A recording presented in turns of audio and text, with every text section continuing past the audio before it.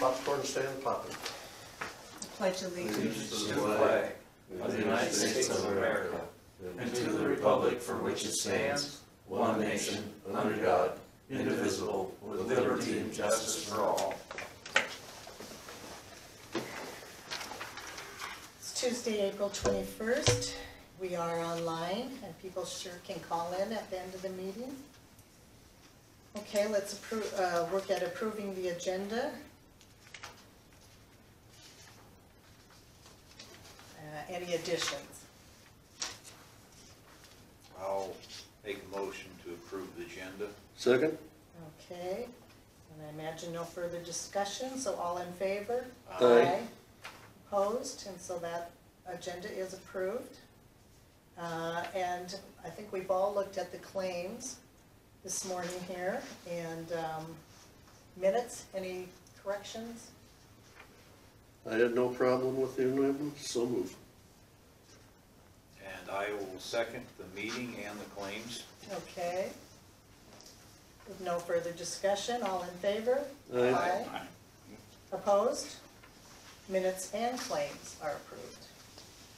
County Attorney, I know Mark is on the line with us. Got anything to say today, Mark? Can you hear me?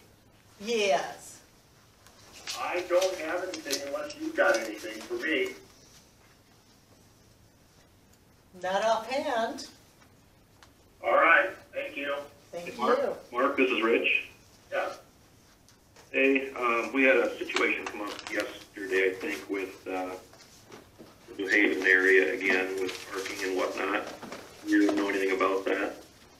I have not been contacted about it. Okay, we had a call, and I guess I know Greg had called our office too, but we just had there was a question on the individual parking in the right of way and whatnot, or just all kinds of parking. You know, where he's parking is kind of encroaching the right of way, and maybe even on the cemetery property. I gave some information to Jim so he could talk to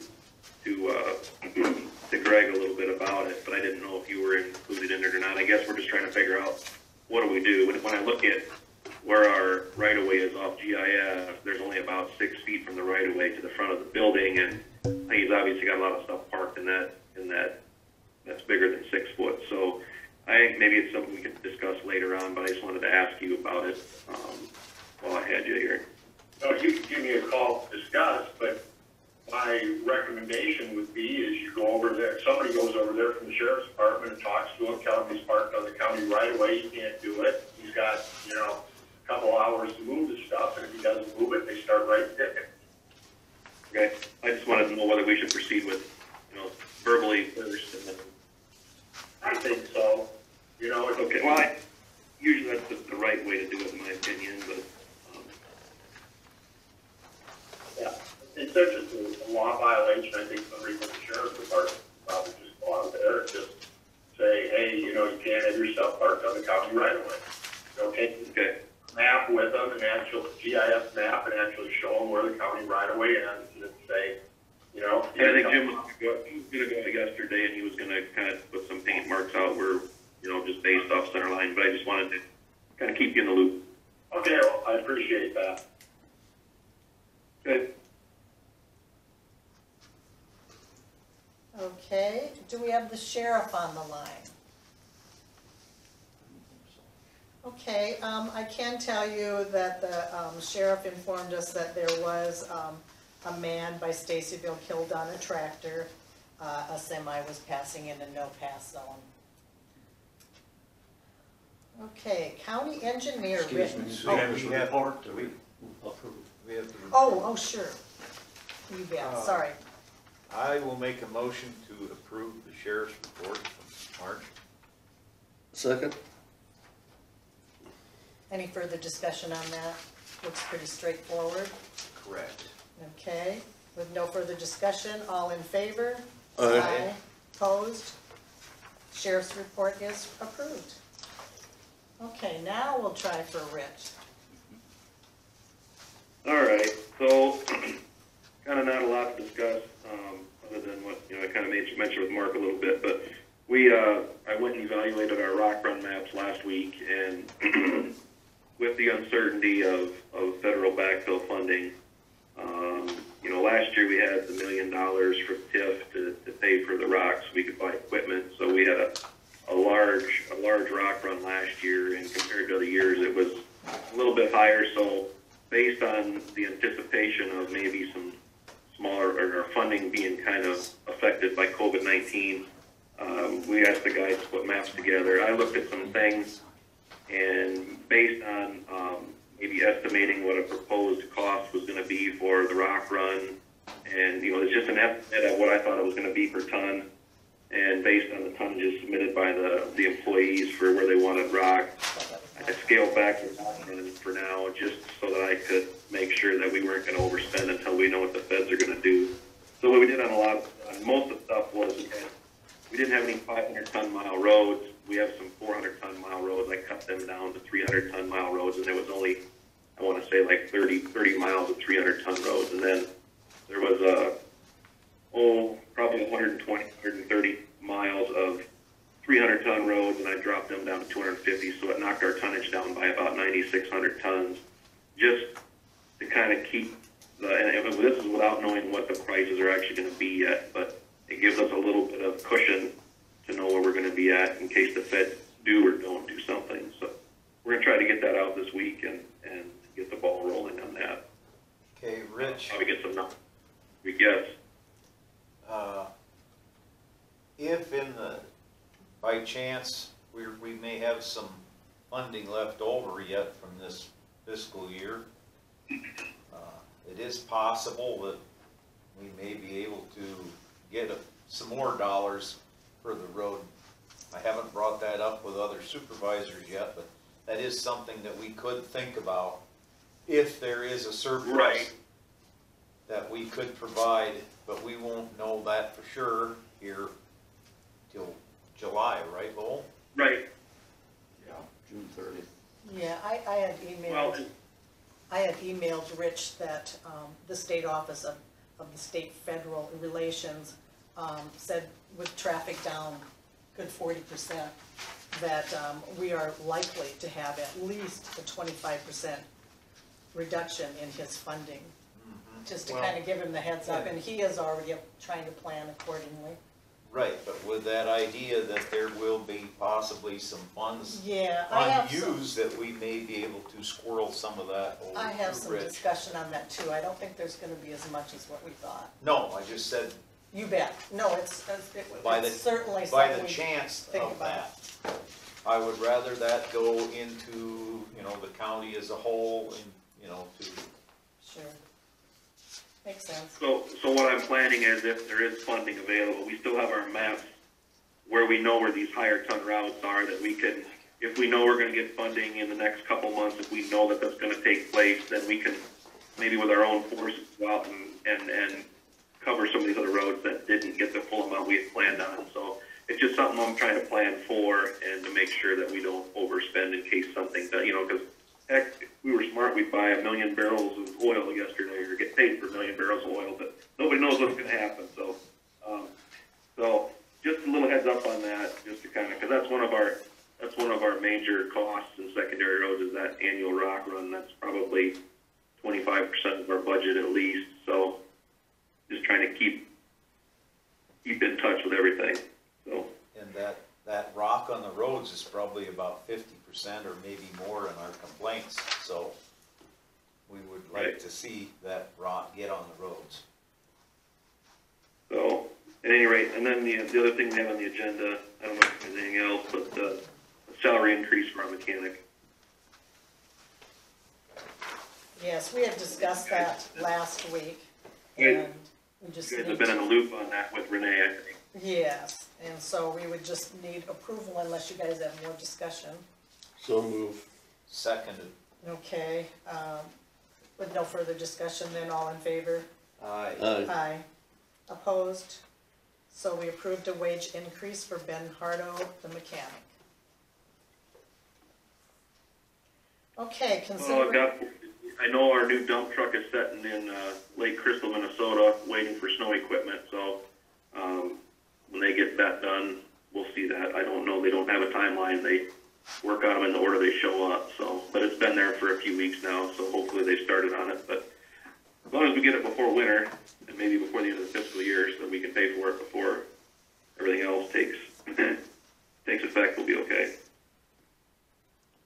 Rich, this is Lowell.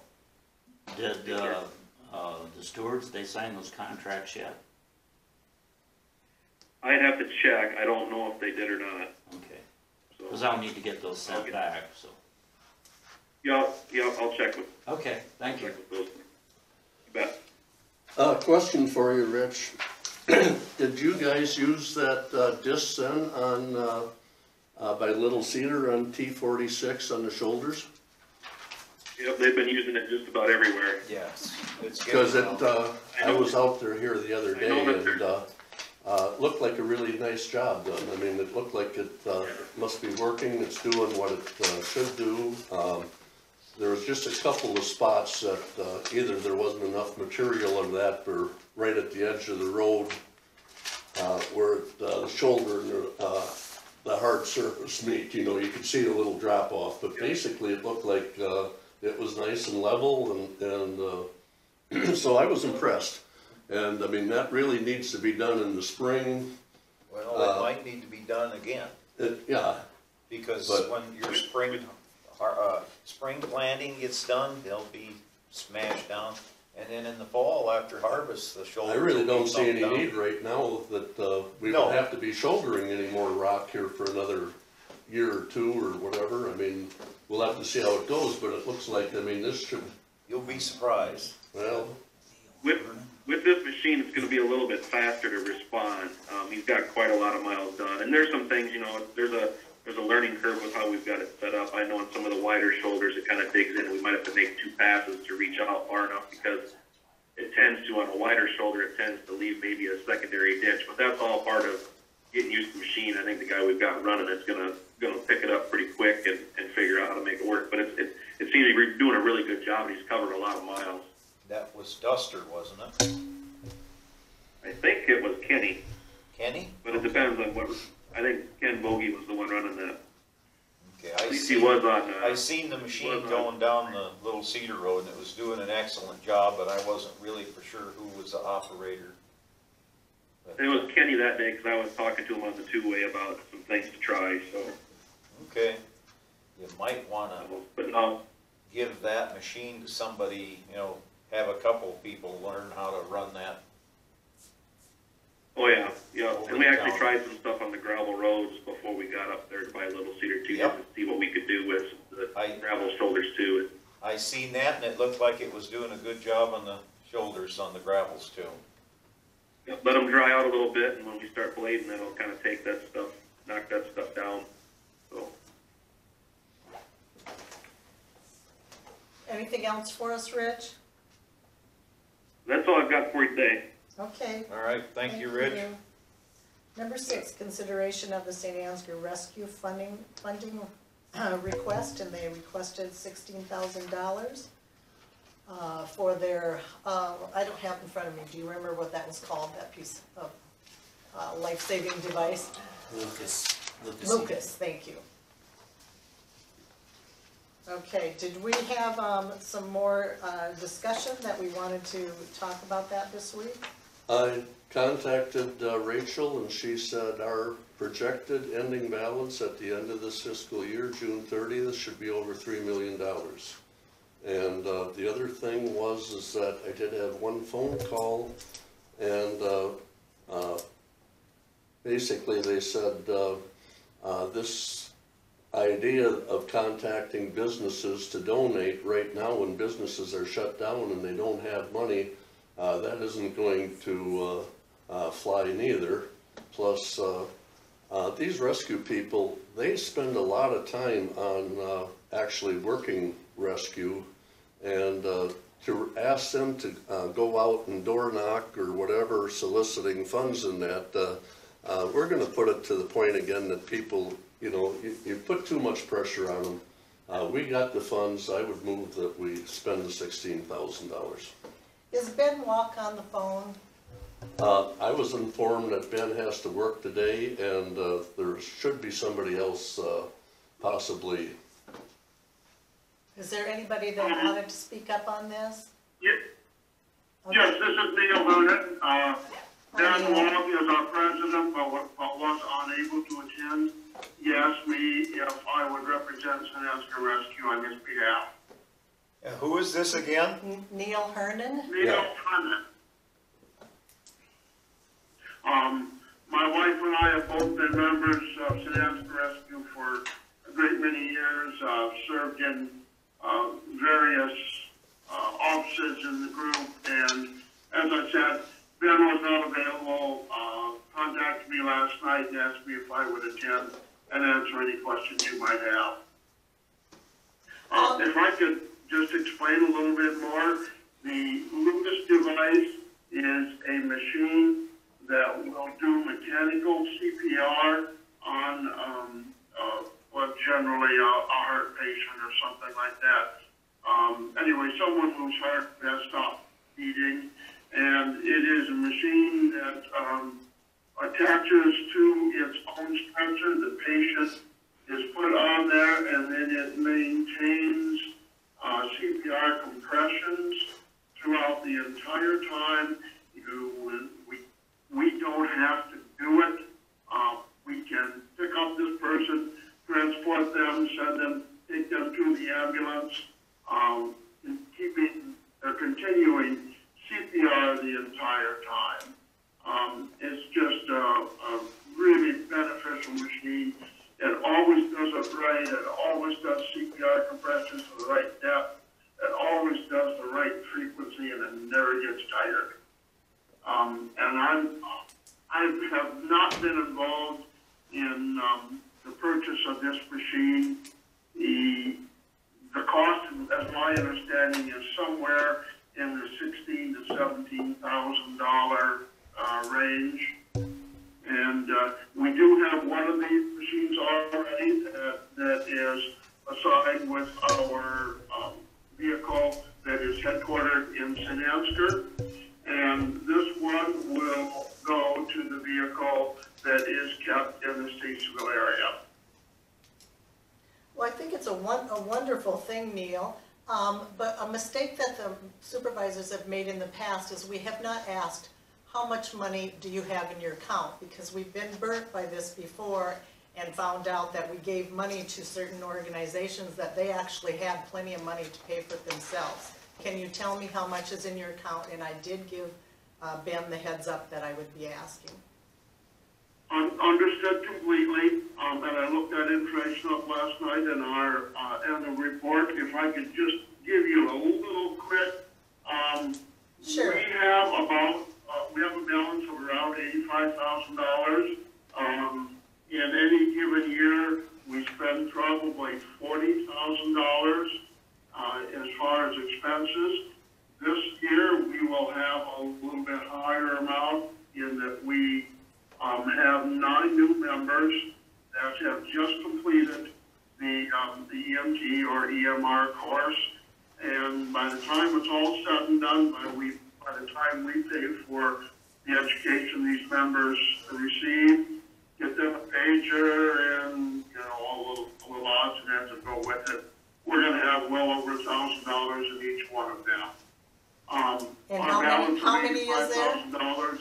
This vehicle that we have in Statesville is, I believe, 23 years old, and we're kind of looking forward, thinking that that's going to need to be replaced at some point in time. The last time we replaced a vehicle, about 3 or 4 years ago, the cost was $140,000.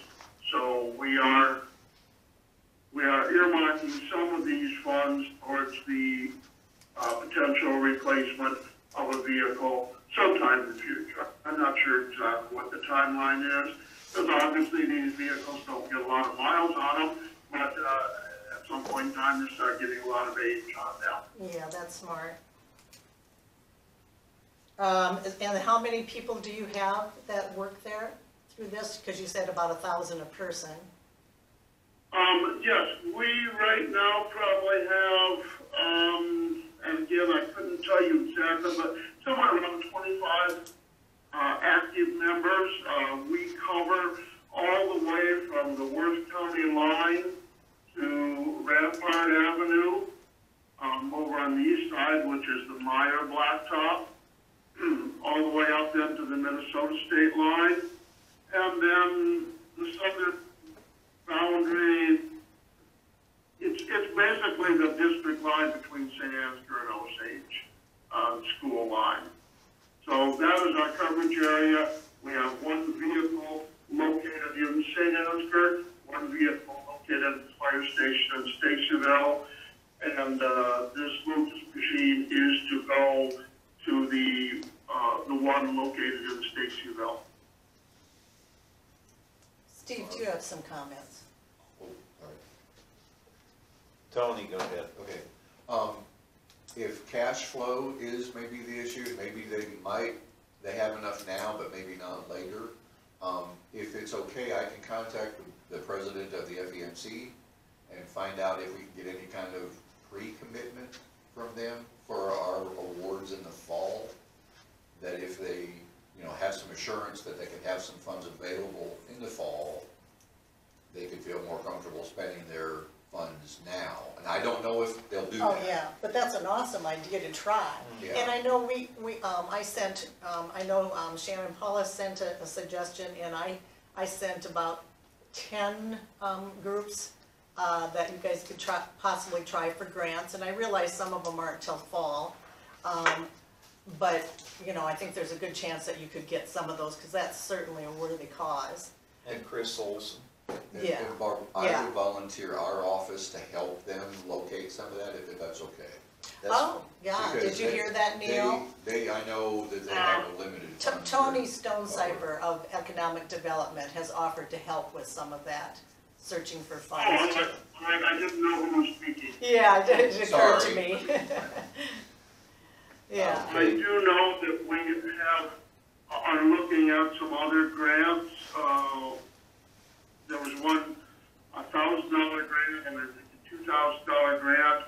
And again, I'm sorry, I don't have the details. I've not been involved in that. That's okay. And I guess my understanding of the request of the supervisors was not necessarily for the entire amount, but for whatever amount you would feel comfortable committing to this. Yes, and that's how Ben worded it that way, yes.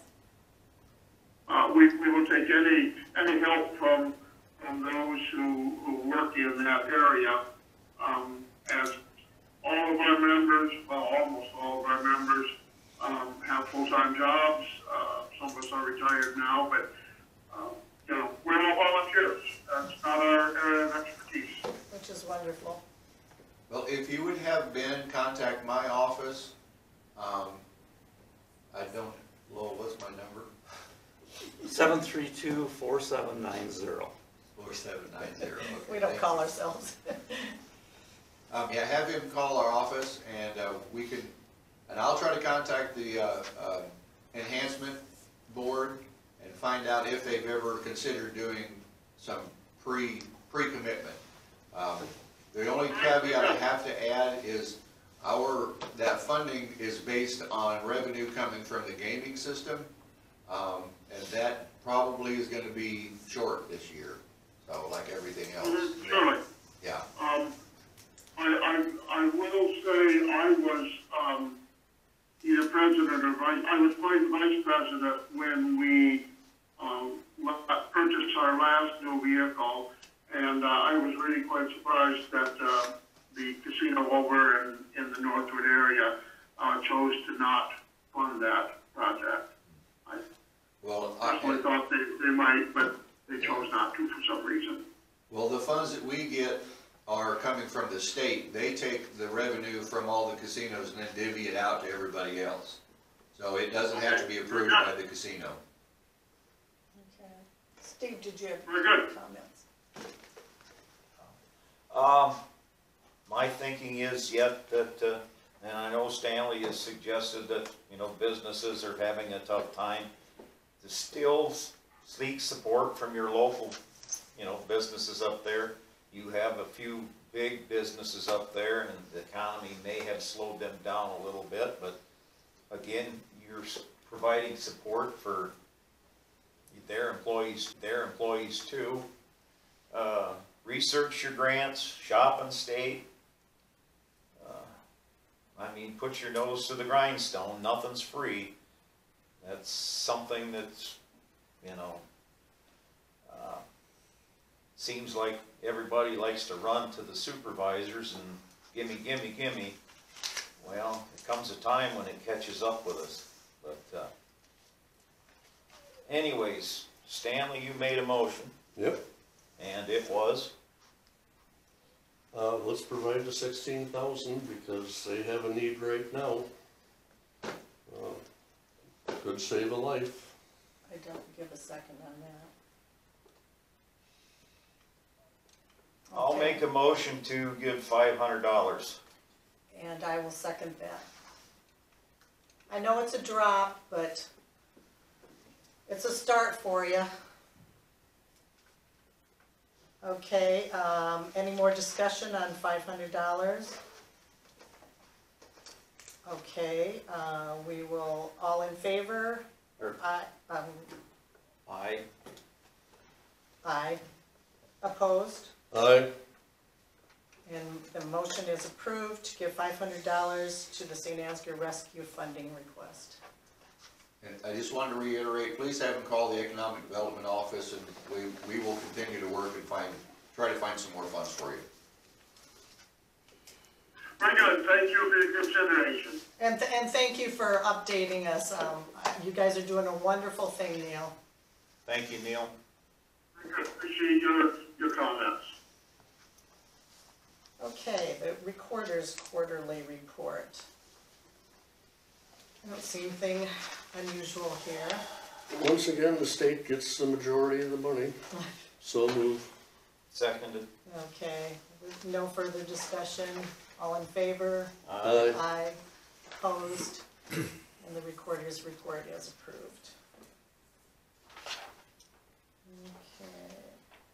Okay. County Services Building Remodel. Got something from Kingland Construction Services. Basically, this wasn't in the contract, that they had to remove an existing bulkhead at the north end of the remodel area as needed for an angled wall and door configuration. They ended up having to move an air duct, a return air duct, and then we had that flooring that I showed you guys last week that in the entry that has had to be changed because of the built-in desk coming out of it. And then by the time you add all this up, it looks like it comes to 1860. yes, that would be the one, because they had some other things that they were able to subtract for. We got a credit on a thermostat and a credit on a unnecessary J box. So yes, $1,860.33. Okay. And so we, I'd like to have approval before I sign I'll make that. that motion to have this change order, county Second. services building. Okay, with no further discussion, all in favor? Aye. Aye. Opposed? Okay, we've got that approved too, and I signed one already here for you, Lowell. Is this the only page you need, or do you need the other pages that go with it?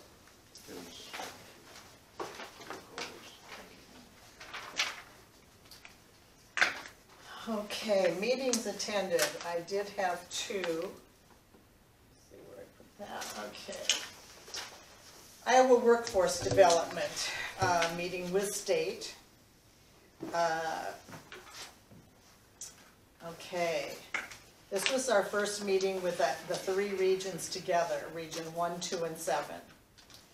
We are kind of going to pattern our shared liability agreement after Region 11's agreement, but then we found out that they are in the middle of their making some changes, so we'll wait and see what they come up with changes to see if we agree with those or not. Dave Baker of Dubuque, he'll work on this and get back to the rest of us to review it. There was discussion on repayment for any potential misspent funds, If that should ever happen, which is highly unlikely, but it would be prorated for each county to take a share in that. We need fiscal agents, just one, but for all three of us. And we're contacting Butler County to see if they've given any more thought to whether they want to do it. And then another was going to check on someone in some kind of intercog in Waterloo. They were going to check on maybe if they wanted to help with that. Let's see, next steps. We need 19 minimum people for the local workforce development. Corey of Franklin County is going to check on setting up the core local workforce development. And we decided this year to keep the current service providers as allowed by law. We're able to do that till the rest of the year, so at least we don't have to worry about that right now. And then there was a phone meeting with John Danos, and we discussed the purpose of amending our urban renewal plan, which is to include Otter Creek Wind Farm and some other development properties. And this amendment will allow the newly elected Board of Supervisors to be involved also with making decisions pertaining to the properties. With this amendment, they have the ability to pay off debt as early as possible, or it allows them to borrow more money against the revenue generated by the property to pay for other county projects. They could also use the borrowed money to provide incentives to help other properties listed. Allowing this amendment provides the supervisors who are representing Mitchell County citizens to have that choice. And then we discussed how we would add on, at this time, only property owners that wish to be on the urban renewal plans. The first public meeting is actually going to be set for next Tuesday, is that correct? Lowell, at 10 o'clock, the 28th? Was that it, for sure thing? Well, for the Don't we have to have a public consultation. meeting? Oh, consultation. Thank you. And then who's involved with that? That'd be one of the supervisors. Normally, we talk to the other taxing bodies, like the schools, and if they wanna, If they want to yeah, be invited. they can in. come in To the and school. Who would take care of talking to the school? I've always done it in the past. Okay, I would be fine if you want to do it again. Matt, we did talk about 10 o'clock though next week. It's not next week though. Oh, it's not, okay. We haven't set a date then? I didn't bring that date with me, I Okay, think. for some reason I had in my head the 28th. No, because you have to send stuff out. You've won't got to be have more time. It won't be than that. till I thought that probably, seemed kind of weird. I think it was 26th of March. Or Early May, I mean. Yeah, Of it just May, needed to be that done by that then. makes more sense. Yeah, May 26th. That's, I have the wrong What? one. I thought that was awfully rushing it, okay, that makes more sense, May, okay. And that's all I've got is the 2 meetings. Okay, I had a governance board meeting, April 15th. Called the meeting to order, approved the agenda, approved the previous meeting minutes. We reviewed the contract expenditure spreadsheet. We moved on. We had a DHS designation letter which needed action, and it was passed. Contracting for FY21. We had action on that. That was passed. Blackhawk DCAT Governance Board is going to be on that.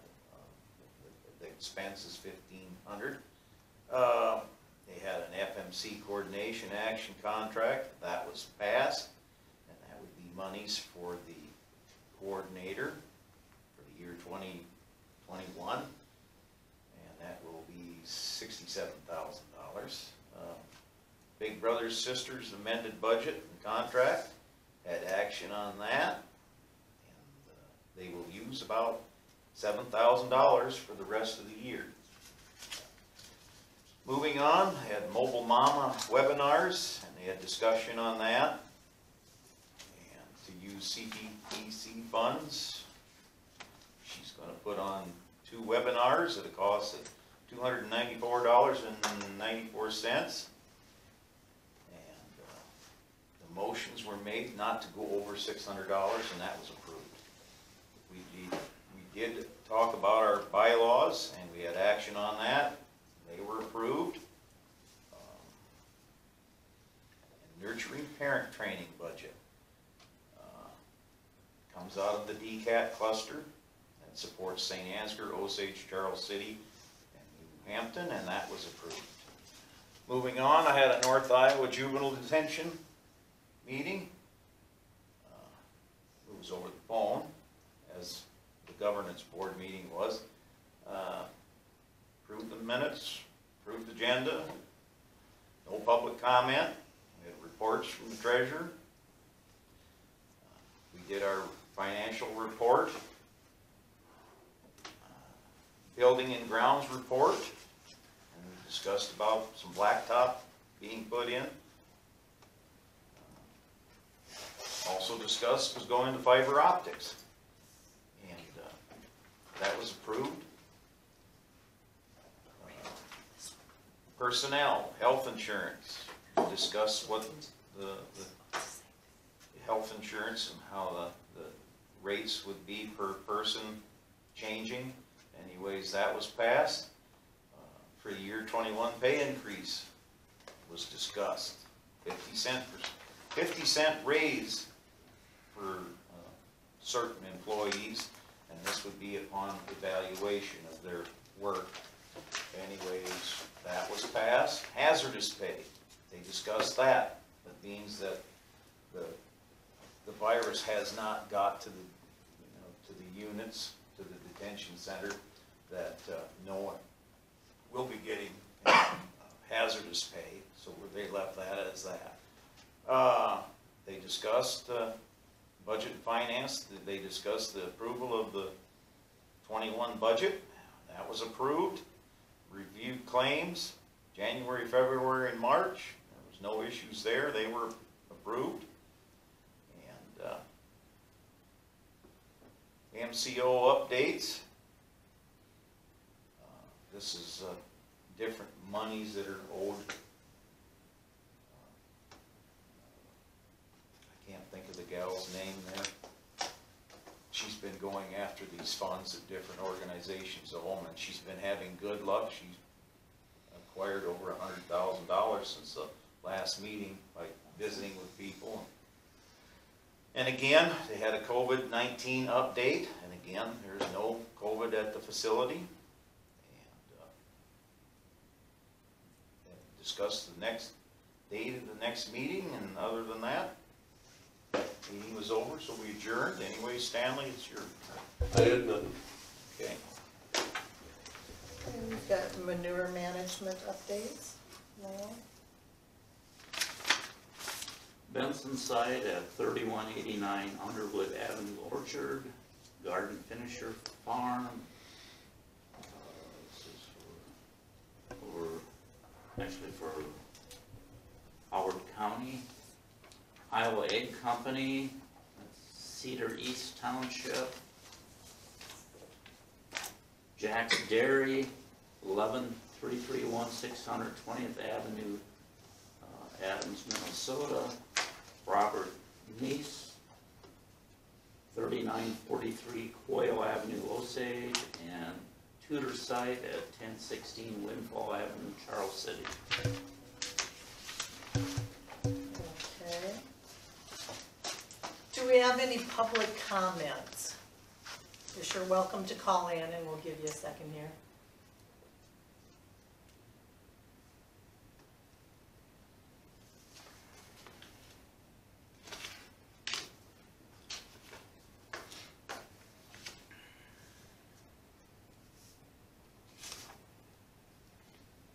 Okay, with no phone calls, we have correct misstatements on the Board of Supervisors meeting, and Stan would like to speak.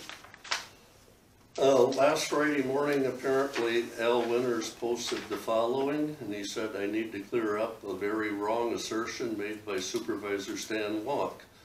At no time have I stated that Mitchell County should not provide assistance to small businesses struggling with the COVID-19. This is something that needs to be worked out between the supervisors. In fact, I saw what was going on behind the scenes was an attempt by Supervisor Walk through his proposal and the Mitchell County Economic Development Commission to capture every small business proposal in Mitchell County Urban Renewal Plan." And this is true. There's a reason for it. Al went on to state the plan was to hold a carrot, financial assistance, out to some small businesses in exchange for a sweeping massive amount of county land values into the urban renewal, all done in a time of crisis when people are hurting. Again, this is slanted unfairly right here, that putting things into urban renewal does not change anything. All it is a designation that does allow businesses to receive some sort of assistance if the supervisors so desire. Going on, Al stated Mitchell County Auditor Lowell Tesh confirmed what I already knew about the time frame to complete an urban renewal update when I spoke to him yesterday. Then he says, here are the facts. The process of updating and finalizing an updated urban renewal plan, adding properties, can take 6 weeks or more. The document has to be completed, public hearing scheduled and held, attorneys have to meet. This is true. The Cerro Gordo County plan to assist small businesses is a straightforward plan.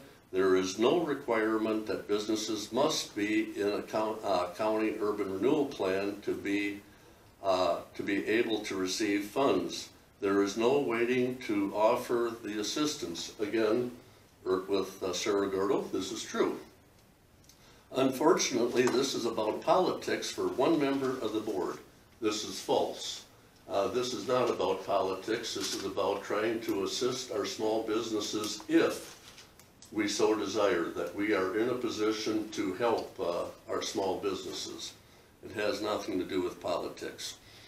Going on, Al says, so my actions have cleared the way for the county board to take up the question of any small business assistance up immediately without waiting 6 to 8 weeks. Well, what happened in Cerro Gordo County is basically any assistance that they are providing is either coming from private funds or public funds. And the public funds are coming from the taxpayers, you and I, it would be. If we were using TIF, it would be coming from the windmill. We would not be paying for any assistance. This is the difference, that Al Winters would like each one of us, you and I, to help assist and not utilize TIF funds. So local taxpayers would pay for the assistance. Al goes on to say small business owners can now rest assured that if they choose to participate in a county small business assistance program, they can do so without submitting their property to a county's urban renewal plan. That saves their property from possibly being classified as slum and blight. This slum and blight urban renewal classification would have become a permanent entry onto their land title. Again, the county has never declared any problem, any property within Mitchell County as slum and blight. Everything that we put into the urban renewal has been under economic development. Is this correct, Tony? That is correct. Tony said that is correct. So Al goes on to say, for many small business owners who already have their property held in the city's urban renewal plan, this prevents the county from double dipping or placing TIF on top of a TIF of their property. Again, this is not true. If the county, and we have done TIF upon TIF, we have never asked for funds when we do TIF on TIF. We have provided funds from an outside source to the cities when we have put in a TIF on TIF. Because we have paved roads and we have done other things by utilizing a TIF on TIF.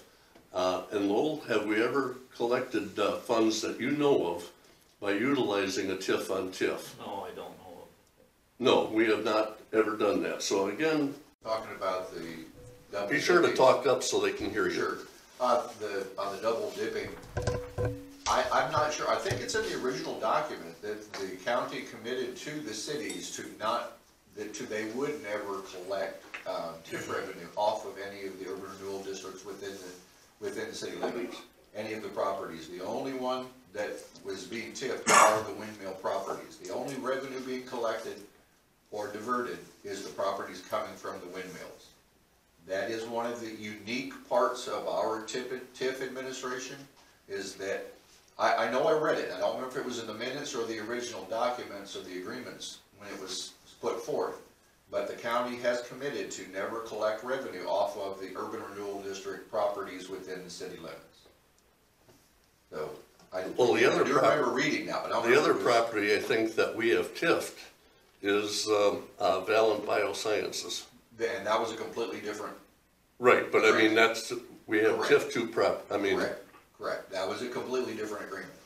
But this agreement with the windmills, if there was verbiage, and again, I can't remember if it was in the contract or just minutes that I read, that the county committed to never collect revenue, TIF revenue, off of the urban renewal properties within city limits, dealing with our program or any of the windmill tipping, that it was only the windmill properties that were going to be revenue collected from. Well, and we also have to have written permission from the cities to operate within the cities on a Right. TIF on a TIF. Does Mr. I have a Winter? question, Mrs. Bellwinter, sure. Okay, I was just gonna ask if Mr. Winters was on the line. Try to keep it I brief. just want a little clarification here, because, maybe there's misunderstandings, I don't know, but, I was at one of your board meetings when Jeff Heil was there, and, we talked about different classifications of property. Stan, is it possible for a property to be, just classified as urban renewal without being classified as tax increment financing? I believe, Al, I think the answer to your question, Urban renewal property, and then another property could be a TIF property. yeah, the problem is with the definition of the language that comes from the state in the original TIF legislation. They make no designation between urban renewal property and taxed TIF property. They call them the same thing. And that's because of the history of how TIF worked. Typically, it always was the same property that generated the revenue, was the same piece of property that received the funding.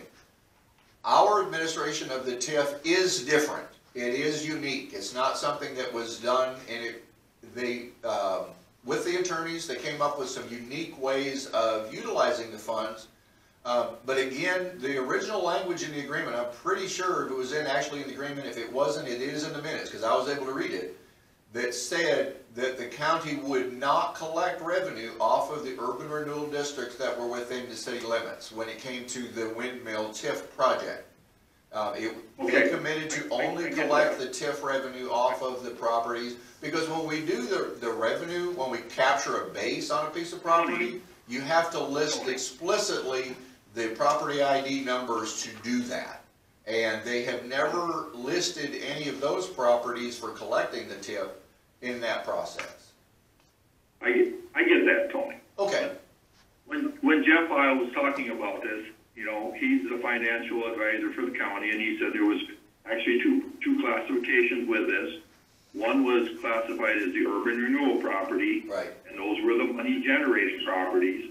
But then the money could be spent basically anywhere in the municipality, and that goes back to being for a public purpose. Sure. So my point in this is the small business properties in the county would not ever necessarily have to be classified as urban renewal to receive any benefit from the TIF dollars. Well, I think the problem comes when you're looking at the definition and the application between cities and counties. Again, from the history of it, the cities, when they created their urban renewal district, typically it could be the entire city.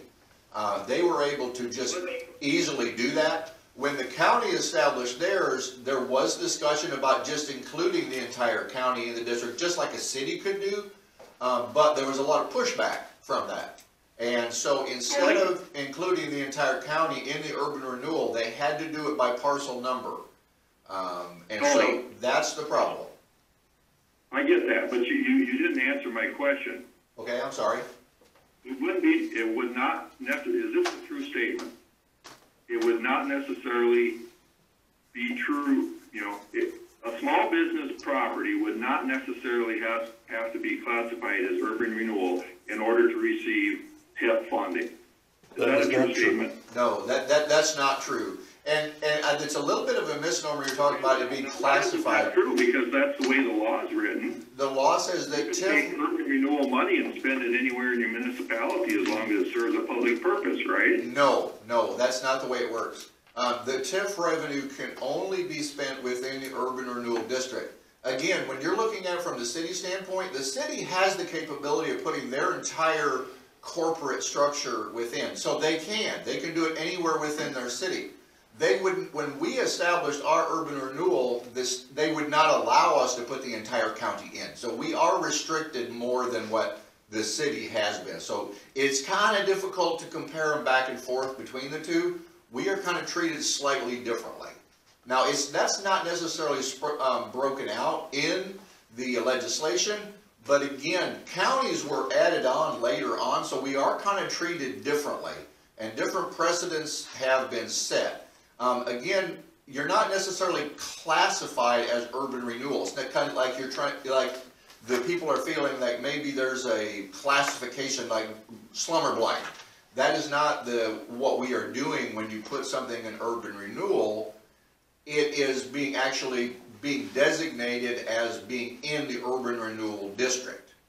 And then the attorneys have been very clear with me on that. They said the only way you can spend any money on that piece of property is if they are in the urban renewal. We do not have the freedom to spend it anywhere we want. We do not.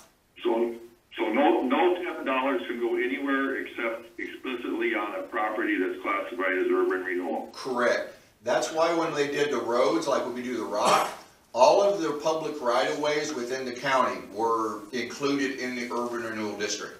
That's how we're able to spend money on rock and all that type of thing, because all of the public right-of-ways were placed in it, and that's when they started doing separate properties. So we are limited on that, and that's why we've tried to add the different parcel numbers as much as we could to get as much freedom to do as much as we can. Well, not only that, but I just got one other question, then, I guess. Okay. Can I ask one more question? Sure. I have a list of proposed properties for the new urban renewal plan. Okay. And there's 42 individual property owners listed on there. Yeah. Have all 42 of those individual property owners asked to be included in the urban renewal plan? That's a fair question, Alan. All of the ones that we have on there, after Barb's direction after the last meeting, anyone that did not directly ask for it, we have removed. How many are on the list now? I'm sorry, I don't have that list. It was relatively short, but it was ones that were only, I can only tell you it was ones that we were directly requested by the property owner to be placed on it. Anything else that was even questionable, we removed. So then I'm going to ask one more question. Yeah. Last week's meeting, you presented a list of 42 property owners. Right. And you stated that they had all requested to be on this urban renewal list. Was that a true statement last meeting or not? They were requested to be on, but they were not requested by the property owner. They were brought to us by a realtor with a suggestion that they would be good ones to put on for development. And again, those were the ones that we removed because they were not requested. So they were requested, and that was the caveat. They were requested by someone. And when we thought about it, it's like, that's really not what we were trying to do. We wanted to have those specifically from the property owners. So with that reconsideration, any of them that were not requested directly by the property owner, we have removed. Tony, thanks for the clarification. I appreciate it. You bet, not a problem. Well, here's the problem though, as mentioned, if we do not include these properties right now, the public hearing isn't until the 26th or 28th of May. It wouldn't take effect until it's published in the paper sometime in June. And so basically, if we wanted to use TIF dollars to help any of our small businesses that were not part of the urban renewal, basically we would not be able to utilize TIF dollars. We would have to, if we were going to help them at all, we'd have to use the general funds. Right. Out of the general fund, which I really don't want to use because, again, we have TIF dollars that would be coming from the windmill, not for the rest of us. That is why I wanted to have these people in They'd have part to of the TIF. They'd have to call in and request to be on it. I mean, But by the way, have we made it public though that people need to know that? we have several times. No, but I mean, asked- is it in the papers and that? Yes. yeah, I asked Tony just that very thing yesterday, and he assured me it has been in a few times even. We never have actually written like a letter to the editor, but it has been included in many of the stories that have been written about the minutes and the discussions that we've had several times. I've reached out to city councils, asking them if there's any properties to contact people to get it to us. There's just not been a lot of interest. We put it on our Facebook page. We have reached out to the communities to try to get as much as we can. And again, that was primarily before the COVID incident, so there has not been much interest since. But even with it since then, we have not had anybody call in to request to be added. By the way, guys, I found my notes in the consultation meeting, I believe is May 12th. Everything has to be done by the 26th, is my understanding. Barb, Yes, this is Mark Walk. Can I just add one thing? yes, of course. There's all kinds of evidence out there that vaccinating your children for, smallpox and rubella and all those type of things is beneficial.